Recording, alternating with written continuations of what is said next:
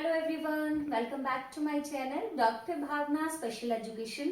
आज का मेरा टॉपिक है ऑटिज्म, यानी कि हम हिंदी में बोलते हैं स्वलीनता। 21 टाइप्स की डिसेबिलिटी है, जिसमें ऑटिज्म भी हमारी एक डिसेबिलिटी में काउंट होता है। तो सबसे पहले हम जानेंगे कि ऑटिज्म क्या होता है, क्या इसकी परिभाषा है और क्या क्या विशेषताएं हैं जिनके आधार पर हम लोग ऑटिज्म से ग्रसित बच्चों को या व्यक्तियों को पहचान सकते हैं। सबसे पहले हम बात करते हैं कि ऑटिज्म वर्ड कहाँ से आया है। Autism comes from Greek word autos, यानी कि ऑटिज्म किस वर्ड से आया है? ग्रीक भाषा के शब्द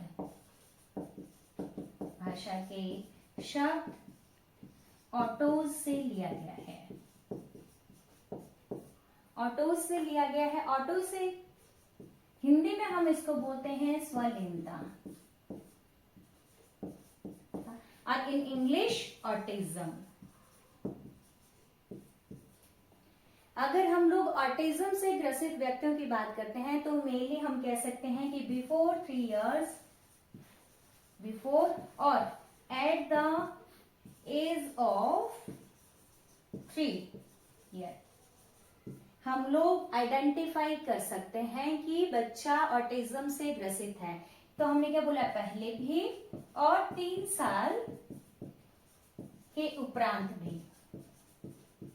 भी हम लोग पहचान कर सकते हैं कि बच्चा ऑटिज्म से ग्रसित है। ऑटिज्म, जैसे मैंने बोला कि स्वलीनता, नाम से ही क्लियर हो रहा है कि स्वयं में लीन रहना। हिंदी में हम बोलते हैं स्वयं में लीन रहना या खोए रहना। इन इंग्लिश हम लोग कहते हैं सेल्फ फैंटेसी, यानी कि सपनों की दुनिया में खोए रहना। अब इससे नाम से क्लियर हो रहा, हमें क्या पता चल रहा है कि ऑटिज्म से ग्रसित जो भी बच्चे होते हैं वो अपने आप में ही खोए रहते हैं। उनका किसी से हम लोग कह सकते हैं कि बाहरी दुनिया से उनका कोई लेना देना नहीं होता है, ना ही वो ध्यान देते हैं। कोई कुछ बोल रहा है या उनसे कोई किसी तरह का इंटरेक्शन करना चाहता है तो वो बिल्कुल भी रिस्पॉन्ड नहीं करते हैं। हम लोग कह सकते हैं कि इन बच्चों का कहीं ना कहीं socialisation, communication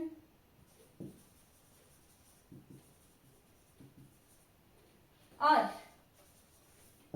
functional area affected होता है। Area is affected.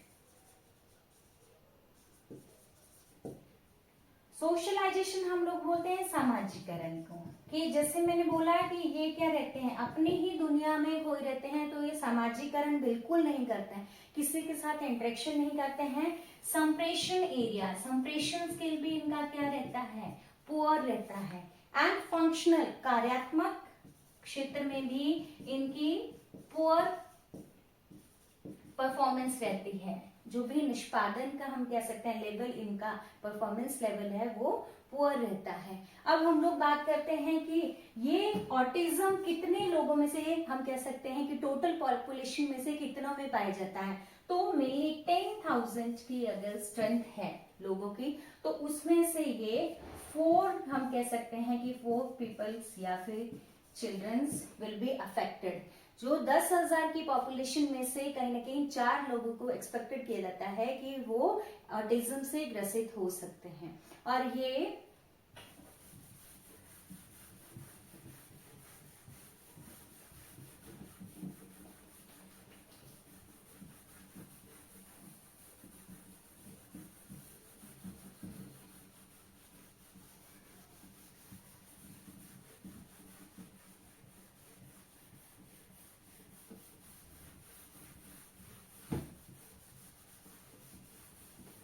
कहीं ना कहीं मेल में ज्यादा पाया जाता है एज कंपेयर टू फीमेल। लड़कियों की तुलना में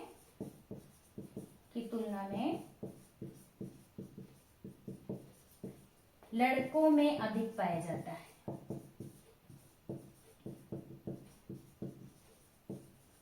यदि हम लोग पहले की बात करें तो बाल्यावस्था में चाइल्ड हम कह सकते हैं, चाइल्डहुड पीरियड में केनर सिंड्रोम के नाम से इसको जाना जाता था। केनर सिंड्रोम, सिंड्रोम के नाम से चाइल्डहुड पीरियड में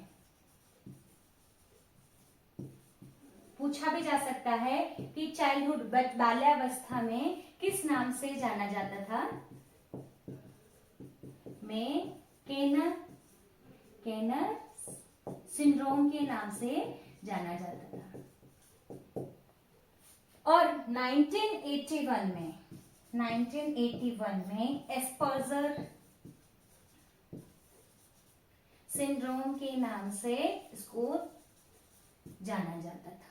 कभी भी क्वेश्चन पूछा जा सकता है कि ऑटिज्म किस वर्ड से लिया गया है, तो ऑटिज्म ग्रीक भाषा के ऑटोस वर्ड से लिया गया है, जिसका अर्थ होता है हिंदी में स्वयं में लीन रहना या स्वलीनता। जो व्यक्ति खुद में ही लीन रहते हैं, खोए रहते हैं, उनको हम लोग ऑटिज्म से ग्रसित मानते हैं। लड़कों में ये ज्यादा पाया जाता है एज कम्पेयर टू गर्ल्स। और 10,000 की यदि हम पॉपुलेशन को देखते हैं, उसमें से 4 हम कह सकते हैं, 4% ऐसे रहते हैं जो कि अफेक्टेड होते हैं ऑटिज्म से। तो this is the basic concept कि इसका अवधारणा क्या है। अब हम जानेंगे कि परिभाषा क्या है।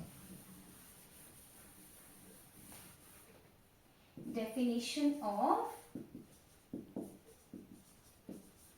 autism according to RPWD 2016। RPWD जिससे कि 21 डिसेबिलिटीज में 21 डिसेबिलिटीज कब हमारी शुरू हुई थी, कब से काउंट करना शुरू हुई थी, 2016। RPWD के अकॉर्डिंग 2016 में 21 डिसेबिलिटीज को काउंट किया गया था, जिसके अकॉर्डिंग एक हमारी ऑटिज्म आती है। तो ऑटिज्म क्या है? Autism is a neuro developmental disability in which mainly 3 areas are affected। जैसे मैंने कॉन्सेप्ट में भी बताया कि 3 क्षेत्र इसमें मेनली अफेक्टेड रहते हैं, जिसमें verbal, non verbal and socialization skill, या you can also write area. It occurs, या हम लिख सकते हैं we can easily identify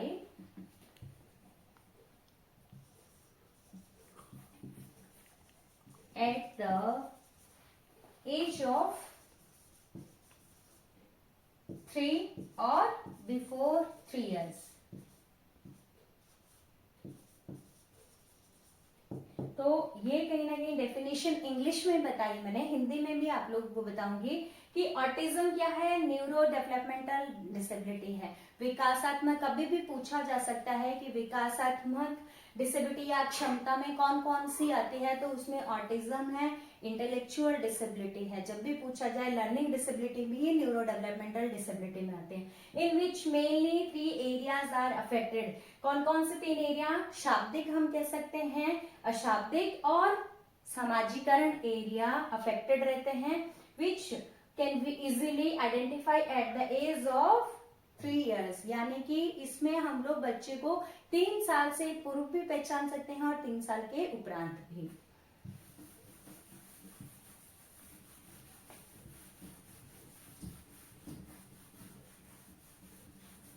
कई बार जैसे रीट में भी पूछा जाता है कि कौन सी डेवलपमेंट न्यूरो डेवलपमेंटल डिसेबिलिटी है, या फिर ट्रू फॉल्स में भी पूछा जा सकता है, is the autism is a neuro developmental disability, true और फॉल्स। तो ट्रू रहेगा। अब हम लोग हिंदी में बात करते हैं तो स्वलीनता एक विकासात्मक अक्षमता है जिसमें 3 क्षेत्र प्रभावित रहते हैं।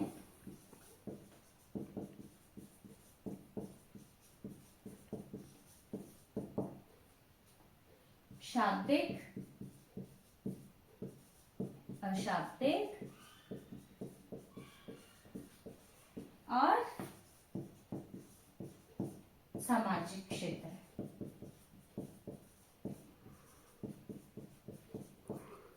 यह 3, या हम लिख सकते हैं सामान्यतः 3 वर्ष के पूर्व पहचानी जा सकती है।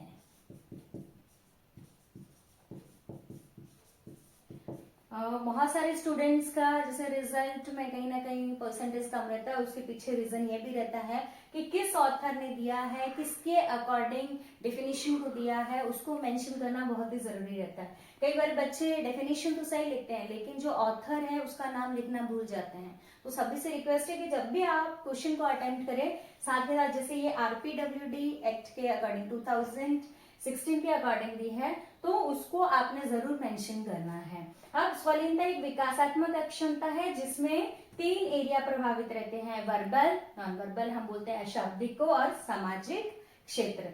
यह 3 वर्ष के पूर्व पहचानी जा सकती है। इसके अलावा भी हम लोग कह सकते हैं बिहेवियरल एरिया भी, फंक्शनल एरिया भी कहीं ना कहीं अफेक्टेड रहता है, लेकिन ज्यादातर हम लोग इन 3 एरिया की बात करते हैं कि जब भी ऑटिज्म से ग्रसित बच्चा होता है तो ये 3 तो मस्ट ही रहते हैं कि ये 3 एरिया उनके पूरी तरह से कहीं ना पूर्ण रूप से अफेक्टेड होते हैं। अब हम लोग बात करेंगे कि कैरेक्टरिस्टिक्स क्या है।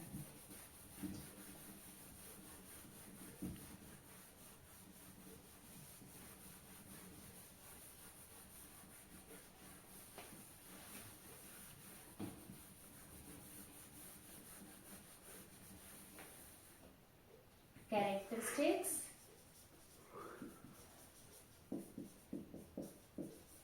ऑटिज्म, या हम कह सकते हैं स्वलीनता की क्या क्या विशेषताएं हैं, कैसे हम लोग आइडेंटिफाई कर सकते हैं कि ऑटिज्म से ग्रसित बच्चे क्या होते हैं। जब भी हम बच्चों को अगर हम लोगों ने पहचान करना होता है तो on the basis of their characteristics, विशेषताओं के आधार पर हम लोग उनके बिहेवियर को ऑब्जर्व करते हुए पता लगा सकते हैं कि बच्चा किस डिसेबिलिटी से ग्रसित है।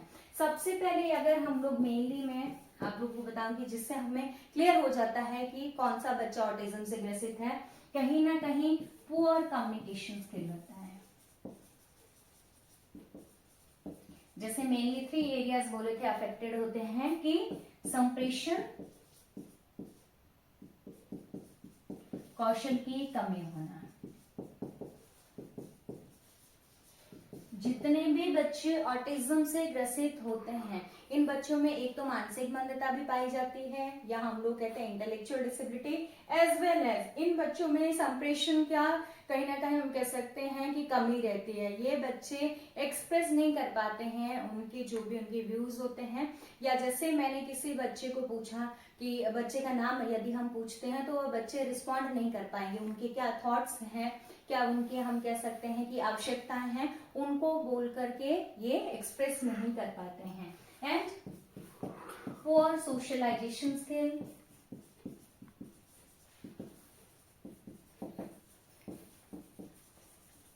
हम कह सकते हैं कि सामाजिक कौशलों की कमी। इन बच्चों में सामाजिक कौशलों की कमी पाई जाती है। सामाजिक कौशल कैसे, कहीं ना कहीं ये सोशलाइजेशन नहीं करते हैं, इंटरेक्शन स्किल इनका पुअर रहता है। यदि हम लोग बात करते हैं फैमिली मेंबर्स की, जैसे मदर अपने बच्चे को प्यार करती है, उसको किस करती है या उसको अपनी गोदी में लेना चाहती है, तो वो बच्चा इजीली कहीं ना कहीं क्या वो उसको लव और अफेक्शन को समझता है। लेकिन ये बच्चे कहीं ना कहीं सामाजिकरण कौशल कम होने की वजह से ये अंतःक्रिया नहीं कर पाते हैं, इनको कोई फर्क नहीं पड़ता। यदि इनके साथ में जैसे सपोज करो यदि माँ अगर बच्चे को कोई अपने बच्चे को प्यार जता रही है तो उसके बदले में वो मदर को किसी भी प्रकार का कह सकते हैं कि इमोशंस को नहीं शो करते हैं और ना ही माँ की गोदी में जाना पसंद करते हैं। यदि माँ बच्चे को किस भी करती है तो वो उसको भी पसंद नहीं करते हैं। ये आइसोलेटेड रहना पसंद करते हैं, इनको एकांत में या अपने में ही ये लीन रहते हैं, खोए रहते हैं, बाहरी दुनिया से कोई लेना देना नहीं होता। अब हम लोग थर्ड बोलते हैं कि बिहेवियर, या हम कह सकते हैं poor behaviour skill. Poor behaviour skill. अब इन बच्चों का कहीं ना कहीं जो व्यवहार कौशल होते हैं, व्यवहार संबंधी कौशलों में भी कौशलों की कमी। जैसे हम लोग कहीं ना कहीं इजीली फ्रेंड सर्कल बना लेते हैं, एडजस्ट हो जाते हैं, या हम लोग पॉजिटिव बिहेवियर्स को वी नो वेरी वेल कि हमें किस जगह पे कैसे बिहेवियर्स को कहीं ना कहीं एक्सप्रेस करना है, शो करना है। इन बच्चों में व्यवहार संबंधी कौशलों की भी कमी पाई जाती है। दे डोंट नो कि उनको किसके साथ में किस तरह का बिहेवियर को शो करना है। यदि ये कहीं ना कहीं हाइपर होते हैं तो ये जरूरी नहीं है कि वो अपने पेरेंट्स के साथ में ही हाइपर हो सकते हैं। हो सकता है क्लासरूम में टीचर पढ़ा रहा है और ये टीचर के ऊपर भी कहीं ना कहीं हार्मफुल हम कह सकते हैं कि किसी भी प्रकार से हार्म पहुंचा सकते हैं, या फिर टीचर को भी कहीं ना कहीं इंजurious बिहेवियर को शो कर सकते हैं। अदर इंजurious बिहेवियर हम कहते हैं, उस तरह के व्यवहार को भी ये शो कर सकते हैं। Poor eye contact. यदि हम लोग बच्चों को पहचान करने की बात करते हैं तो आंखों का समन्वय में कमी।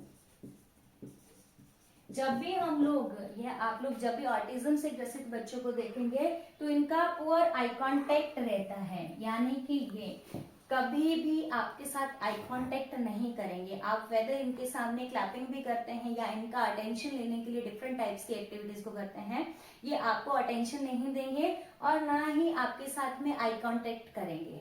जब आपके इनके सामने अगर इनका फेस को भी पकड़ करके आप सोचें कि इनके साथ में आई कांटेक्ट करें तब भी ये इधर उधर देखते रहते हैं। एंड हाइपर एक्टिविटी, अति चंचलता।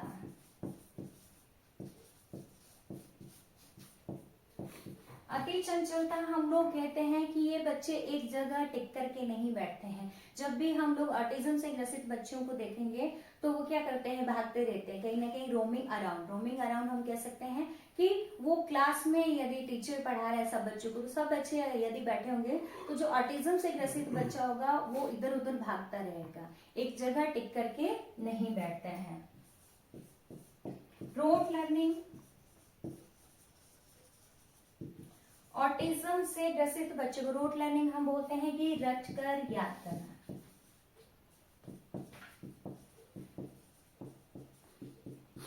ये चीजों को रट करके याद करते हैं, इनको मीनिंगफुल अगर हम लोग बात करते हैं कि किसी भी चीज का इनको मीन या हम अर्थ अगर हम लोग इनसे पूछते तो वो इनको क्लियर नहीं होता। कॉन्सेप्ट फॉर्मेशन बहुत पुअर होता है। ये चीजों को रट करके, जैसे सपोज करो कि हमने बच्चे को काउंटिंग करना सिखाना है या बच्चे को मीनिंगफुल काउंटिंग की बात करते हैं तो इनको गिनती का जो भी काउंटिंग है उसका अर्थ पता नहीं होता। ये जस्ट 1 2 3 4 5 6 जो भी 10 तक नंबर्स आपको बोल देंगे, या टेबल्स भी कई बार इन बच्चों का जो एस्पर्जर सिंड्रोम से स्पेशली जो ग्रसित होते हैं उन बच्चों में हम देखते हैं कि ये टेबल्स 40 तक लर्न कर लेंगे, लेकिन रोट लर्निंग होती है वो मीनिंगफुल, इनको नहीं पता होता है कि किस नंबर का क्या मीन होता है। ऑड बिहेवियर, ऑड बिहेवियर हम बोलते हैं अनोखा व्यवहार।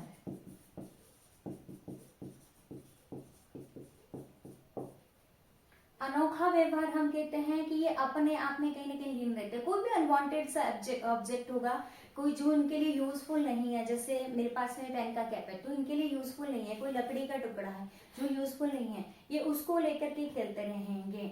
या फिर हम कह सकते हैं कि ये बच्चे क्या करेंगे, अजीब सी आवाजें निकालते रहेंगे, अकेले में ही एकांत में मुस्कुराते रहेंगे, बातें करते रहेंगे, इस तरह के अजीब अजीब से बिहेवियर्स को भी ये शो करते हैं।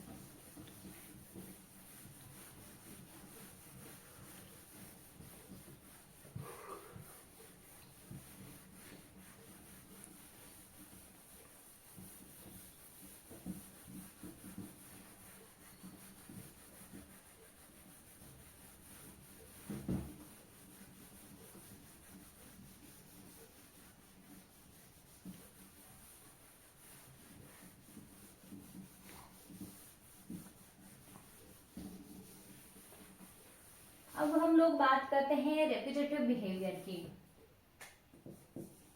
रेपिटेटिव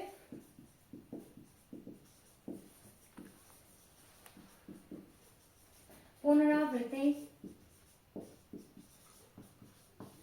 व्यवहार। पुनरावृत्ति व्यवहार को हम बोलते हैं जो कि बार बार होने वाला, घटित होने वाला व्यवहार होता है।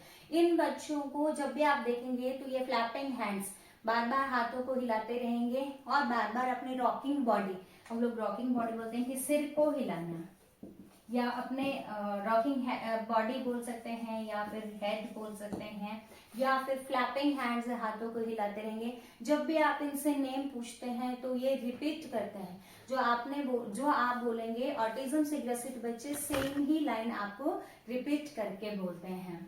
तो ये कहीं ना कहीं ये इस तरह का बिहेवियर ऑटिज्म से ग्रसित बच्चों में ही पाया जाता है। मेनली जो भी मैंने आपको जितने भी टाइप्स के बिहेवियर्स बताए या कैरेक्टरिस्टिक्स बताए, इनके आधार पर आप इजीली बच्चों को आइडेंटिफाई कर सकते हैं। इसके बाद में आता है हमारा फियर, डर का होना।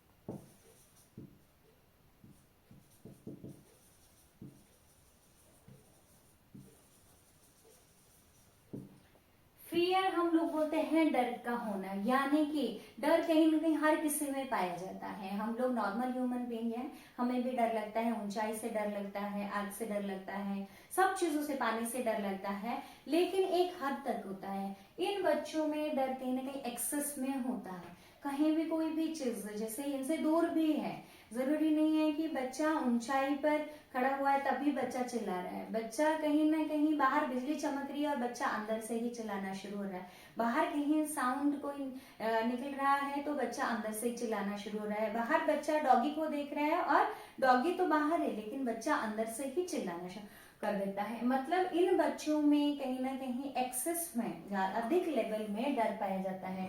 Very sensitive toward sound and light, हम कह सकते हैं कि लाइट और साउंड के प्रति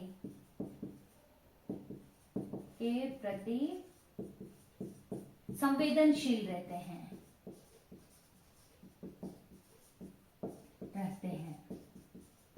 ये बच्चे जब भी कहीं साउंड, जैसे कंस्ट्रक्शन का काम चला हुआ है या आप बहुत लाउड म्यूजिक चलाते हैं तो ये एकदम अपने कानों पे हाथ रख देते हैं और चिकना चिल्लाना शुरू कर देते हैं। इसी तरह से यदि लाइट भी कहीं ना कहीं एक्सेस में होती है, बहुत ज्यादा अगर आप लोग लाइटनिंग एरिया में इनको ले जाते हैं तब भी ये अपने आप को सुरक्षित नहीं समझते हैं और हाइपर होकर के चिकना चिल्लाना शुरू कर देते हैं। Do not accept any kind of environmental changes, यानी कि वातावरण में किसी भी प्रकार का बदलाव पसंद नहीं।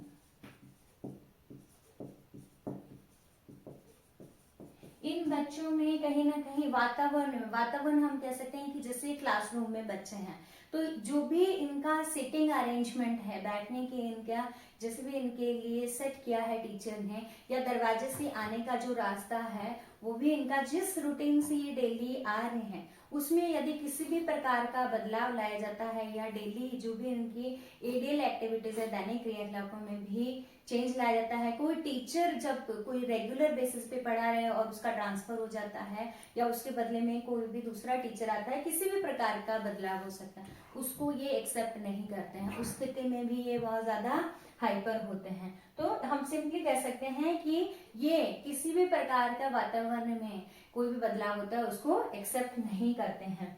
इसके अलावा हम लोग कह सकते हैं poor functional level, poor functional, या हम साथ में लिख सकते हैं एंड एकेडमिक परफॉर्मेंस। यानी कि फंक्शनल हम कह सकते हैं कि कार्यात्मक और शैक्षणिक निष्पादन संबंधी कमी, कि परफॉर्मेंस लेवल इनका कार्यात्मक जो भी फंक्शनल एक्टिविटीज होते हैं उनको करने में भी और इनके शैक्षणिक एरिया में भी ये पिछड़े हुए होते हैं as compare to a normal person.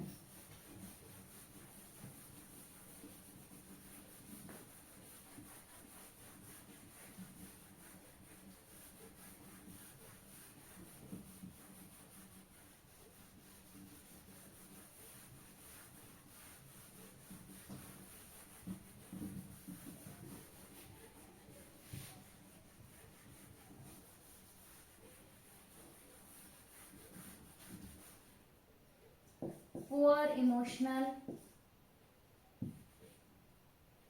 या हम लिख सकते हैं पुअर इमोशंस। और इसके अलावा हम लोग कह सकते हैं कि पुअर इमोशंस को हम बोलते हैं कि भावों को प्रकट करने संबंधी समस्या, लिमिटेड, या फिर हम कह सकते हैं कि वोकैबुलरी, कम शब्दावली का होना,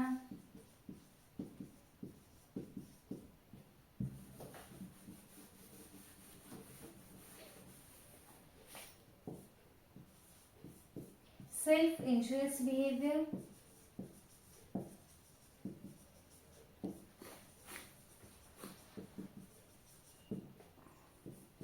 अदर इंजurious बिहेवियर,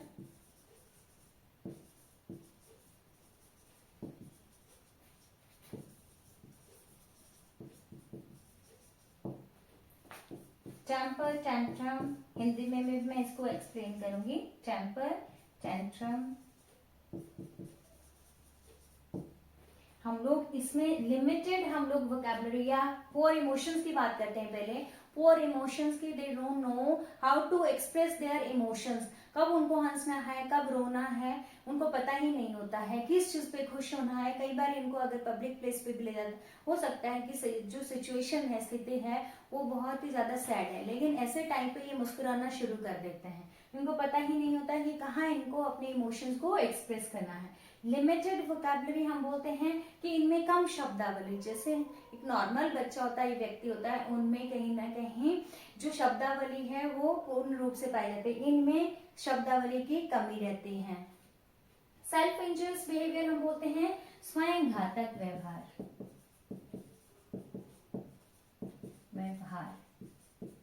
नाम से क्लियर हो रहा है। स्वयं घातक हम बोलते हैं कि जो खुद को हार्मफुल हम कह सकते हैं या खुद को हार्म करने वाले व्यवहार है, जिसमें ये बच्चे जब हाइपर होते हैं तो खुद को ही चांटे मारना शुरू कर देते हैं, खुद के बाल नोचना शुरू कर देते हैं, जिससे इनको खुद को नुकसान होता है। दे don't know the result of their behaviour, जो भी इनके प्रॉब्लमेटिक बिहेवियर्स होते हैं खुद को हार्म करने वाले, उनको पता नहीं होता उसका क्या रिजल्ट है। उनको खुद को चोट लगती है, उनको दर्द भी होता है, लेकिन फिर भी ये खुद को नुकसान पहुंचाने वाले व्यवहारों को करते हैं। अदर इंजurious बिहेवियर हम बोलते हैं दूसरों के लिए घातक व्यवहारों को करते हैं।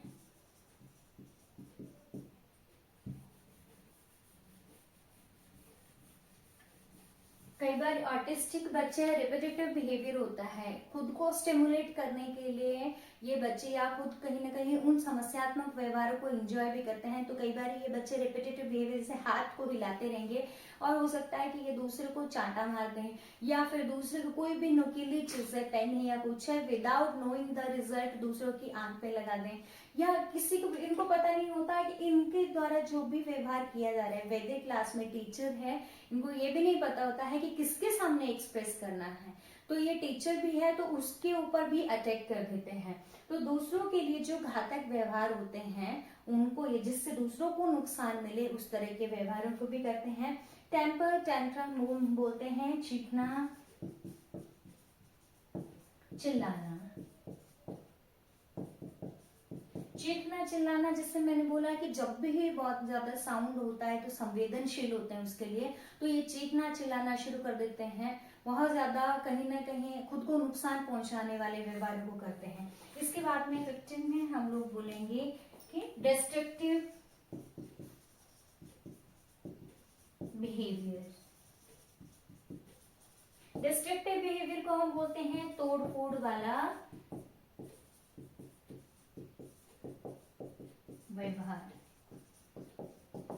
जब भी ये बच्चे हाइपर होते हैं, एग्रेशन में होते हैं, गुस्सा करते हैं, तो उस टाइम पे ये कोई भी चीज है वो कितनी भी महंगी होगी उसको तोड़ फोड़ के, या उसको कहीं ना कहीं अगर कोई कॉपी रखी है उसको फाड़ देंगे, या कोई भी चीज है तो उसको ये तोड़ देंगे। तो डिस्ट्रक्टिव बिहेवियर हम बोलते हैं कि तोड़ फोड़ वाले व्यवहार को ये शो करते हैं। तो दीज आर द मेनली हम कह सकते हैं कि characteristics on the basis of that you can easily identify children with autism. हम लोगों ने आज की क्लास में पढ़ा कि ऑटिज्म का क्या कॉन्सेप्ट था, क्या उसकी परिभाषा थी और क्या उसकी विशेषताएं थी जिनके आधार पर हम लोग पहचान कर सकते हैं। सो आई होप आप लोगों को ये समझ आ गया होगा। Thank you so much and keep watching my videos. Thanks so much.